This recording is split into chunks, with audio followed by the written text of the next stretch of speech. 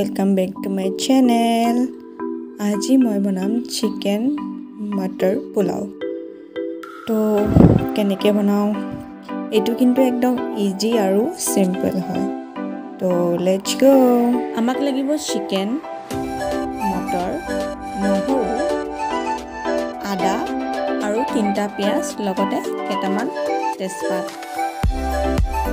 চিকেনখিনি এনেদৰে সৰু সৰুকৈ কাটি ল'ব। তাৰ পিছত নহৰু আদা মই পিচি ল'লোঁ, পিয়াজখিনি কাটি ল'লোঁ আৰু এতিয়া পোলাও বনাম। পিছত কুকাৰত তেল গৰম দিব আৰু পিয়াজখিনি ভালদৰে ফ্ৰাই কৰিব। পিয়াজখিনি কালাৰটো চেঞ্জ হৈ যায়, যাতে ব্ৰাউন কালাৰ হৈ যাব।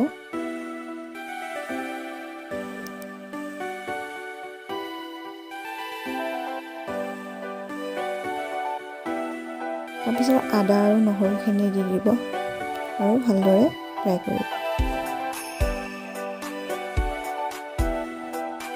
তাৰপাছত চিকেনখিনি দি দিব আৰু চিকেনখিনি ভালদৰে ফ্ৰাই কৰিব।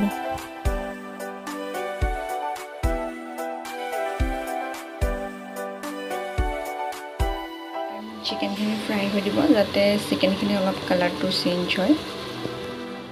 মটৰখিনি দি দিব আৰু ভালদৰে মিক্স কৰি ফ্ৰাই কৰক। নিমখ, হালধি, গৰম মছলা আৰু তেজপাতকেইটা দি দিব।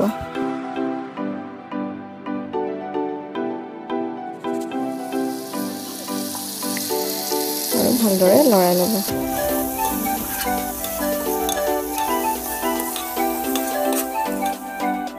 তাৰপাছত চাউলখিনি দি দিব। মই যিহেতু ইয়াত আধা কেজি চাউল দিছোঁ, আপোনালোকে যিমান দিয়ে সেইটো আপোনালোকৰ লগত কথা।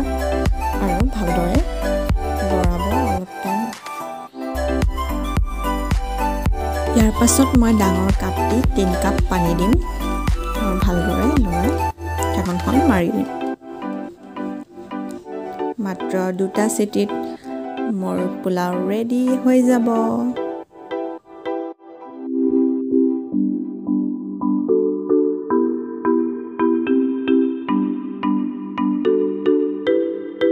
ফাইনেলি মোৰ চিকেন মটৰ পোলাও ৰেডি। তো গাইজ বনাই চাব আৰু খাইও চাব দেই। কেনেকুৱা লাগিল মোক জনাব।